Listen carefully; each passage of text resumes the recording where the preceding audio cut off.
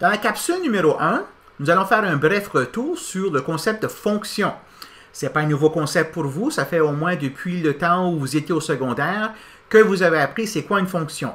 Mais nous allons porter attention particulière au domaine et à l'image d'une fonction. Surtout en ce qui concerne des fonctions qui vont de Rn vers Rm. De telles fonctions seront l'objet de notre étude tout le long du semestre. Alors, on va commencer avec un exemple qui est très élémentaire. Ici, sur la page, vous voyez deux ensembles. Un ensemble qu'on appelle A et l'autre qu'on appelle B. Donc, dans le premier ensemble, il y a 4 éléments, 4 choses. Une cerise, une banane, une lime et la tristesse. Et puis, dans l'ensemble B, il y a 5 éléments, rouge, jaune, vert, bleu et rose. Alors, quand on voit une fonction pour la première fois, on dit que c'est une règle qui associe à chaque élément d'un premier ensemble un unique élément de deuxième ensemble. Puis bien souvent, on illustre ça comme ceci. C'est une flèche qui emporte les éléments de A vers les éléments de B. On va aussi l'écrire comme ceci. Et donc, dans ce cas ici, supposons que cette règle-là, c'est la règle qui est associée à chaque élément de l'ensemble A, l'unique élément de B qui consiste de la couleur, de sa couleur. Alors, dans ce cas ici, on pourrait dire que F de cerise égale rouge, que F de banane égale jaune, que F de lime égale vert. Et puis là, on se pose la question, ben, c'est quoi la couleur de la tristesse? Donc, bien sûr, c'est pas un concept, c'est pas un objet, alors on n'est pas capable de définir la couleur de la tristesse. Alors, dans ce cas ici, on dirait que n'existe pas. Donc, F de tristesse n'existe pas. Donc, ça, c'est pour souligner le fait que le domaine d'une fonction qui va de A dans B, c'est un sous-ensemble de A. Ça peut être A au complet, dépendant de l'exemple, mais en général, ça peut être un sous-ensemble de A. Puis, ce sous-ensemble-là, c'est ce qu'on appelle le domaine de la fonction. Donc, dans cet exemple ici, le domaine de F serait l'ensemble suivant des éléments de A. Ça serait cerise, banane et lime. OK? Et puis l'image, ben, l'image, ce sont les éléments de B qui sont atteints par la fonction F par des éléments de l'ensemble A. Alors ici, il y a exactement 3 éléments de l'ensemble B qui sont atteints par F. Donc ça, on appellerait ça l'image de F. Alors l'image de F, dans ce cas ici, c'est rouge, jaune et vert. Un ensemble qui contient ces 3 éléments ici. Donc très important, le domaine, c'est un sous-ensemble de A. Alors comme je disais tout à l'heure, ça peut être l'ensemble A au complet, mais ce n'est pas nécessaire que ça le soit. Et puis, l'image de F, c'est un sous-ensemble de B. Encore une fois, ça pourrait arriver que c'est l'ensemble B au complet, mais ce n'est pas nécessaire. Alors, quand on voit une notation comme la suivante, il faut faire attention au point où la fonction est peut-être pas définie dans l'ensemble A. OK? Alors, comme je disais, c'est un exemple très, très élémentaire. Nous, ce qui va nous concerner ce semestre ici, ce sont les cas où A et B sont ce qu'on appelle des espaces euclidiens. Donc, R, mettons Rn.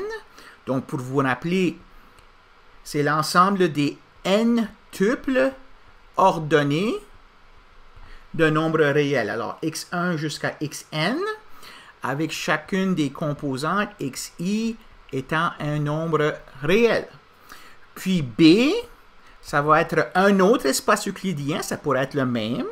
OK? Ça pourrait être Rn ou ça pourrait être Rm. Ce n'est pas nécessaire que les dimensions soient les mêmes. Alors ici, je désignerai ça comme Y1 jusqu'à Ym. Donc, c'est l'ensemble de tous les m tuples ordonnés de nombres réels, les YJ appartiennent au réel. Donc, dans le cas qui nous concerne, l'ensemble A, ça serait Rn. L'ensemble B,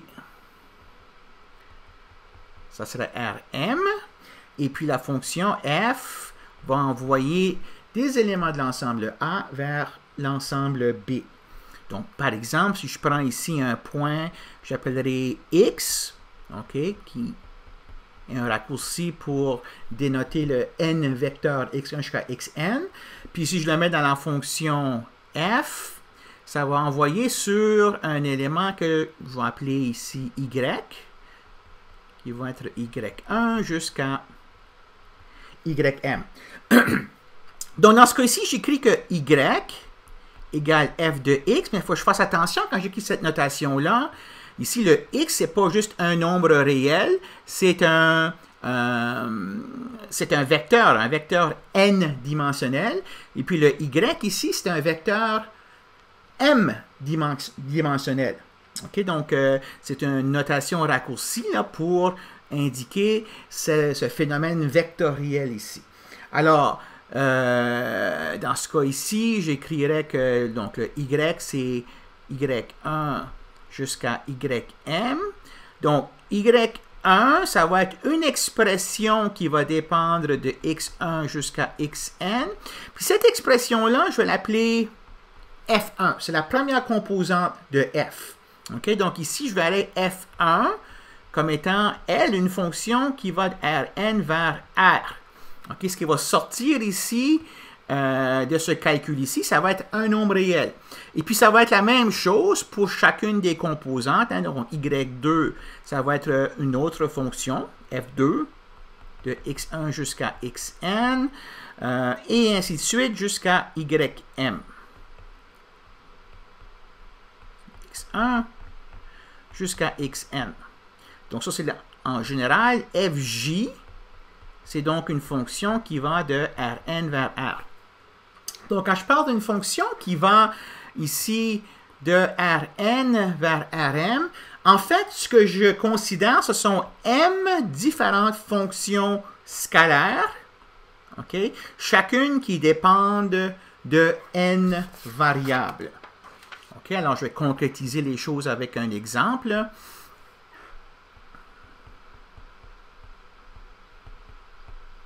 Supposons que je me mets dans le cas où A égale R2 et B égale R3. Et puis, j'ai une fonction f, donc f de x1, x2, et donc égale, alors ici, ça me prend trois fonctions scalaires, trois composantes. Donc, la première, ça va être le produit de x1 carré fois x2. La deuxième composante, ça va être sinus de x1 plus x2. Et puis, la troisième, ça va être l'exponentielle de x2. OK, alors, comme vous voyez déjà, là, c'est pas nécessaire que que x1 et x2 apparaissent tous les deux dans chacune de ces fonctions scalaires-là. Par exemple, ici, on voit bien que le x1 n'apparaît pas. OK, fait que ça, c'est permis, là. Alors, si vous me donnez un élément de R2, un couple x1, x2, je suis capable, avec cette formule ici, calculer l'élément de R3 correspondant, okay, avec des calculs algébriques simples. Donc, juste pour vous donner une idée, f de 1, 2, ça serait donc égal à 1 au carré fois 2, donc qui est égal à 2. Sinus de 1 plus 2, alors sinus de 3, et puis exponentielle de 2. Alors ça, c'est disons des nombres que vous, bon, ces nombres ici, vous pouvez les mettre dans votre calculatrice puis les calculer, vous allez obtenir des valeurs réelles. Donc, si je m'intéresse maintenant au domaine de cette fonction-là, je m'intéresse à répondre à la question, est-ce qu'il y a des couples de nombres x1, x2 que vous pourriez me donner qui feraient de telle sorte que je ne suis pas capable de calculer la valeur correspondante ici? Est-ce qu'il y a des restrictions? OK? Donc, dans ce cas ici, on voit bien que peu importe la paire de nombres que vous me donnez, x1, x2, je suis toujours capable de calculer ce produit ici, ce sinus ici, et puis cette exponentielle-là. Alors, dans ce cas ici, pour cet exemple particulier ici, je dirais que le domaine de f, c'est R2 au complet. Il n'y a pas de restriction. OK? L'image va être dans R3. Alors, je ne vais pas trop m'attarder sur l'image ici parce que c'est un problème qui est relativement compliqué à calculer. Sauf que je pourrais dire des observations assez simples que la deuxième composante ici, peu importe c'est quoi la paire x1, x2 vous me donnez, cette deuxième composante-là, elle sera toujours entre moins 1 et 1. Pourquoi? Parce que le sinus prend toujours des valeurs entre moins 1 et 1. Et puis, les troisièmes composantes sont toujours strictement positives. Pourquoi? Même parce que l'exponentielle de n'importe quoi, c'est un nombre qui est strictement positif. Alors, sans caractériser précisément c'est quoi l'image, je sais déjà qu'il y a certains éléments de R3 qui ne seront pas dans l'image. Par exemple, si je prenais le point 3, moins 6, moins 2, bien, ce point-là n'est pas dans l'image de la fonction f. Hein, donc, il n'existe pas de x1, x2 tel que f de x1, x2 égale à ce point-ci. OK? À cause de la remarque que j'ai faite tout à l'heure. Alors, on peut se poser la question, est-ce qu'il y en a des... Est-ce que c'est possible qu'il va y avoir des restrictions? Puis je vais vous répondre, bien sûr. Vous avez vu tout plein d'exemples au secondaire et en première année de fonctions qui ne sont pas définies partout. Hein? Juste même des fonctions réelles d'une simple variable. Alors, si je prends par exemple la fonction f qui va de R vers R, qui est telle que f de t égale racine de t. Hein? Alors est-ce qu'il existe des éléments ici dans R qui sont tels que je ne suis pas capable de calculer cette valeur-là? Puis vous allez me répondre, bien sûr, je ne suis pas capable de prendre la racine carrée d'un nombre négatif. Okay? Alors, dans ce cas ici, je dirais que le domaine de f, c'est l'ensemble des t réels tels que t est plus grand ou égal à 0. Hein, le 0 est compris parce que je suis capable de prendre la racine carrée de 0. Donc ça, c'est un exemple. Un autre exemple que vous avez vu, G qui va être R dans R, G de T égale 1 sur T. Hein, donc, je ne suis pas capable de diviser par 0. Hein, je sais que dans les nombres réels, je ne peux pas diviser par 0. Alors ici, je dois faire attention. Ce ne sont pas tous les éléments de R ici qui vont avoir une image. Hein. Donc, quand t égale à 0, cette fonction-là n'est pas définie. Donc, dans ce cas ici, je dirais que le domaine de G, c'est tous les réels, sauf l'ensemble qui consiste du singleton 0. Donc, c'est toute la droite réelle, sauf l'origine. Un troisième exemple de fonction que vous avez déjà vu, dont le domaine a des restrictions, ça serait, mettons, h de x égale ln de x, le logarithme naturel de x. On sait qu'on n'est pas capable de prendre le logarithme de 0 ni d'un nombre négatif. Alors, dans ce cas ici, le domaine de h, ce sont l'ensemble des x réels tels que x est strictement positif. Hein, donc ici, ce sont trois exemples très simples de fonctions dont le domaine, ce n'est pas R au complet. Alors, qu'est-ce que ça vient faire, ça, pour des fonctions qui vont de Rn vers Rm? Bon, on va approfondir un peu cet exemple ici pour vous illustrer comment est-ce qu'on peut étudier le domaine de telle fonction. Donc, exemple. Si je prends ici, mettons la fonction f, alors je vais prendre une fonction qui va de R2 vers R2, qui est telle que f de x1, x2 égale à, première composante, 1 sur x1 au carré plus x2 au carré. Puis la deuxième composante, ln de x1 fois x2. Hein? Alors, ça c'est... Ici, ça c'est le F1, puis ça c'est le F2 de tout à l'heure. Alors, on se pose la question, est-ce qu'il y a des éléments de R2 pour lesquels on n'est pas capable de calculer cette formule-là? Bon, regardons-les composante par composante. Hein. Chacune des composantes ici, F1 et F2, sont différentes. C'est normal de penser qu'il y aura des restrictions a priori différentes pour chacune de ces fonctions-là. Et donc, pour s'assurer que la fonction f est bien définie, il va falloir qu'on prenne en compte toutes ces restrictions-là puis les mettre ensemble. Okay? Alors, on se pose la question, c'est quoi le domaine de f? Alors, regardons cette première composante ici. La première composante, c'est un quotient. Alors, je sais que je ne peux pas diviser par 0. Alors, pour que ce f1-là ait un sens, il faut que x1 au carré plus x2 au carré soit différent de 0. Hein? Alors, dans ce cas ici, et donc x1 carré plus x2 au carré doit être différent de 0. Mais regardons comment est-ce que ça pourrait arriver que ça soit égal à 0. Hein? x1 au carré, c'est une quantité positive, parce que c'est un carré. x2 au carré, c'est une quantité positive, parce que c'est un carré aussi. J'ai donc la somme de deux quantités qui sont positives. Ça devrait me donner une quantité positive. Alors, la seule manière que ça peut être égal à 0, c'est si chacune de ces pas facteurs, mais chacun de ces termes-là est égal à 0 individuellement.